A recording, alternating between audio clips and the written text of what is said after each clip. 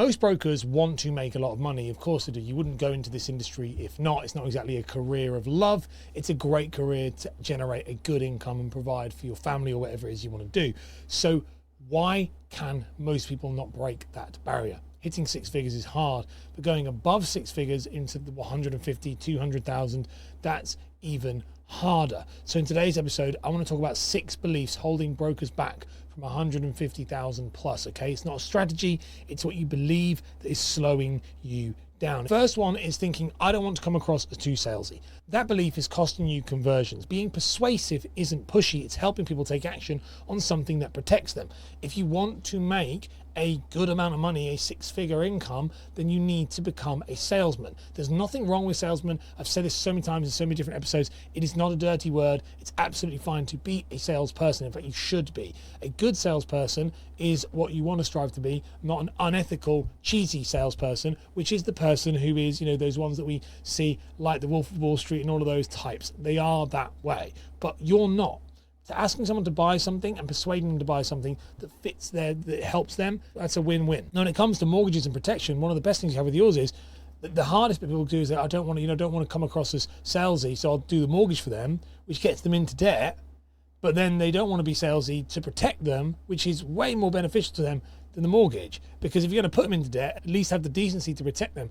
You have to be salesy in order to get that across. They will not understand the need or the importance of protection if you don't have a kind of salesman approach, and that is what is needed to get you over that hump in regards to income. The second one you have is that they think that people won't pay that much, okay? So you project your own money mindset onto your clients. High fees feel uncomfortable when you wouldn't pay them, but not when the client sees the value. You want to raise your standards and the clients will raise to meet them.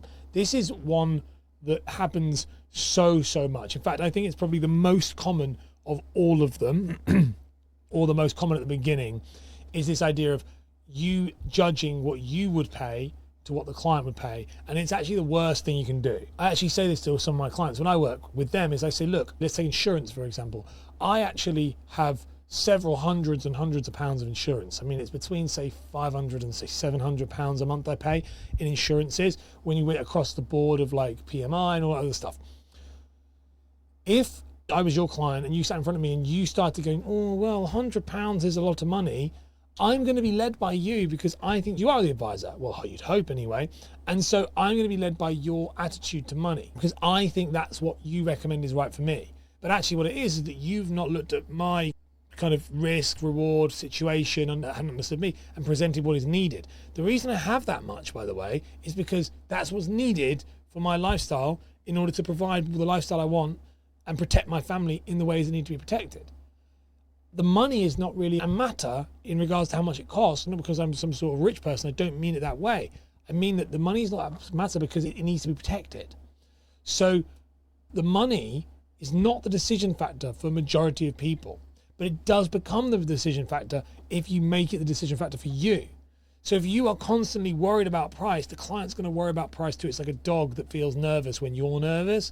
I know that because I do that with my dog. So it's one of those things. Don't be that person.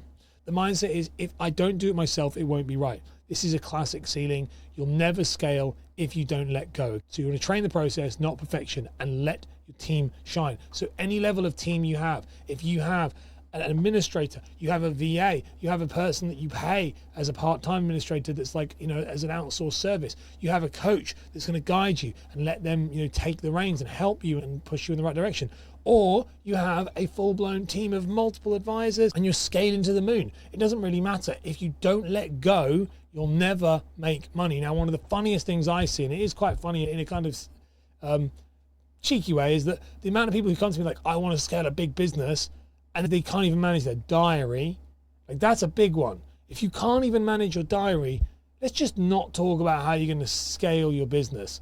Let's just maybe focus on that one little thing right now. It's exactly the same with that. If you can't manage your diary, can't manage your clients, feeling stressed, feeling overwhelmed, there is no way on this earth that you're going to be able to scale your business until you've slain those bosses. You have to get past that boss, move to the next level. That's what you have to do. And it's not going to be possible until you start to focus on those.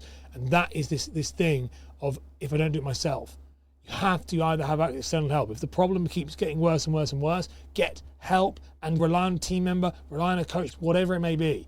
But don't be dreaming of something you're never going to have and then be stuck in the kind of beginner mentality right at the beginning. And so many of you are in that. They're just dreaming. It's just a dream. Don't be a dreamer. Be an action taker. Number 4 is the mindset of I just need more leads. More leads won't help if your process leaks conversions. You need to fix your content journey, your discovery call, and your submission structure first. Then leads pour in after that point. This one comes up in conversation all the time when I'm with clients or with prospects. And especially if I go to any meetings or any events or anything, is I just need more leads, just need more leads, just need more leads. No, you don't have a lead problem. You have a business leaky bucket problem. Think of your business as a bucket, loads of holes in it. If we just start creating leads and pouring those leads through, yes, you're going to make more money, but you're going to lose way more opportunities. What you should be doing is fix the bucket. Well, you do that by looking at those things. You fix the client journey. What does that look like? You fix your discovery call. How are you selling to people? How are you setting up insurances and fees? How are you closing them in the submission calls? How are you getting them onto insurances, onto upselling other products? Fix the process. Fix the process first. Those leads will go up. Most of the time, if you are, well, for example, I had one client.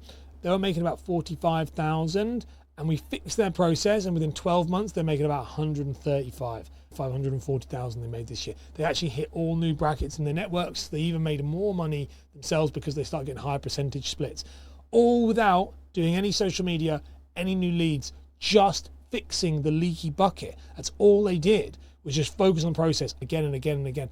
And that's what I'd say with yourself. You don't need more leads. Most of the time your system's crap, so fix the system. Once the system is fixed, however, this is where it gets exciting, then we crank up the leads.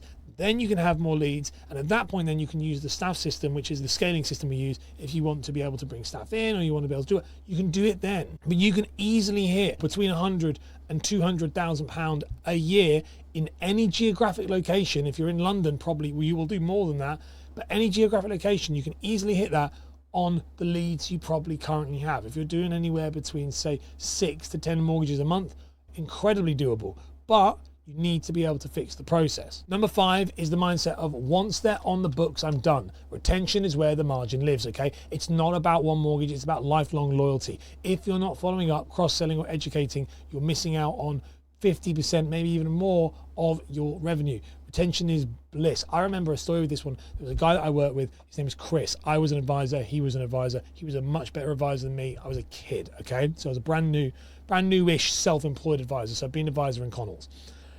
Anyway, I sat with Chris and I went to observe him because he was very, very good. He was one of the top writers in the firm that I was working with.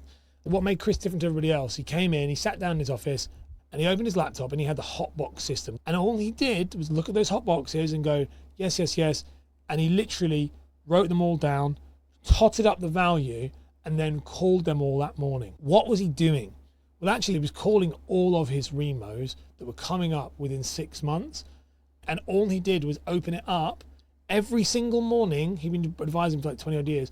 Every morning, and he just literally read through most of them, but some of them are PTs, that's fine. By 11 o'clock, 12 o'clock in the morning, he dealt with all previous client work. And then he spent the rest of his afternoon focusing on new work. So all of the morning was dealt with just calling existing clients, speaking to them, telling them, okay, cool, send docs over. He didn't spend as much time with those because he built up relationships over 20 years. Then he spent the afternoon working with new business that was coming through referrals or estate agency, whatever it was he was getting. And he was focusing on making that insurance from that one and the good insurance sales because the other ones had good insurance sales on them. What's the lesson with this one? His business pretty much ran on the fact that he knew every single morning, irrelevant of what was going to happen, he was making money. He was putting deals in. And that's because he had a system tracking what was coming next. These people appeared in his pipeline. Now, I'm a big advocate of this. I talk about this all the time. Stay on top with them. Stay in touch with them. He had an email system that went out, but this pipeline system was awesome. And it's so basic. We have it in most of our CRMs. You can do it with a Microsoft To Do. It's very, very simple, and yet we don't do it. So focus on the existing client bank. Now, yes, you have to outweigh the fact that if there's not much insurance opportunity because you've sold them and you've fully covered it, which is very rare for most of you, but if you have and you've got to that point, then yeah, you need to outweigh whether or not you do need to do a proper discovery call with them, and so probably not. But you still want to be banking on that. That is churnable business. That is business that can keep coming in time and time and time again. That is just crazy. And yet the amount of people who don't do that and that don't have an auto reminder, or they use that as the main point in their business. The moral of the story is this wasn't Chris's main business. He was dealing with this in the morning like an admin task. He had administrators and things like that, but he was dealing like an admin task. He wasn't getting bogged down and going, that was my mortgage. He didn't even class that as business. He was like, yep, that's cool. That's what it is. Now we move on to new business. And that was, he was constantly targeting himself. He had a tally of what his new business was, not what his old business, which meant he was making significantly more money than he believed he was making because of this old business compounding every single time. And it didn't matter if they're on 5 year, 2 year, 10 year, didn't matter, because he just would open it up and go, cool, whoever that is, because he'd done it for like 20, 25 years.